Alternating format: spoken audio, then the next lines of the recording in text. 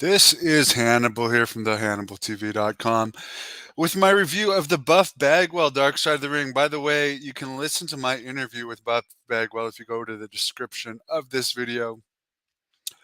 For some reason, he had heat with me over this interview, but I just want to say if you hear this, Buff, I really hold nothing against you. I really wish you the best.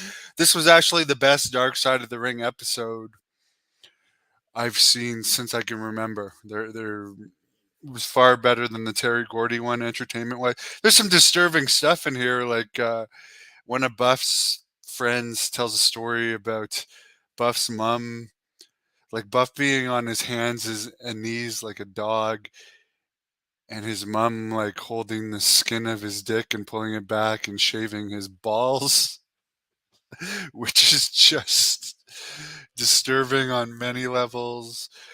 There's a story that Buff told in my interview with him, just in more detail with his dad in it too, about him shooting his dad. Um, he's been married 3 times. Like all wrestlers, he's had a bunch of marital issues. He was really popular in WCW. I'll give him that. He never reached his full potential. The American Males theme song was great. It was simple but great. I'll give him that. As far as what happened with him in WWE, I think if he had gone on the indies and shown that he could overcome the personal demons like Eddie Guerrero did, for instance, they would have hired him back. I mean, I don't think he was fired because of a bad match. I think he was fired because he thought he could bring the WCW attitude to WWE, and it's just way more structured and less laid back there.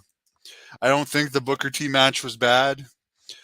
I mean, there's no question WCW dropped the ball, or WWE dropped the ball with the WCW invasion 100%. I was a fan of Buff.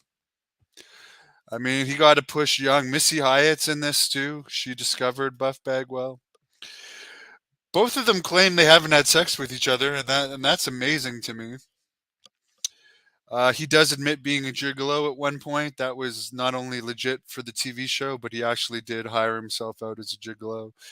One thing that came out of this is his partner Scotty Riggs was suicidal recently, and Scotty Riggs I've never heard anyone say a bad word about.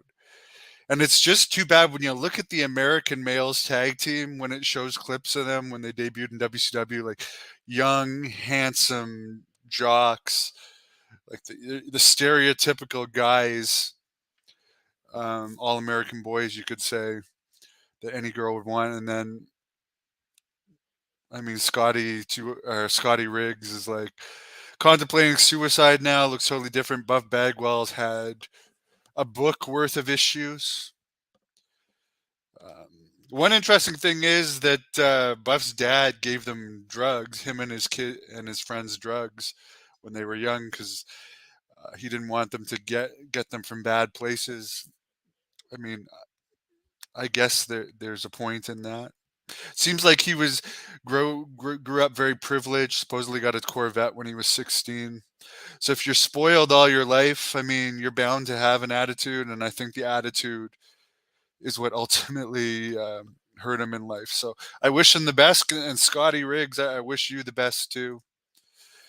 Um, I hope Buff Bagwell's latest run with DDP is successful. God bless you.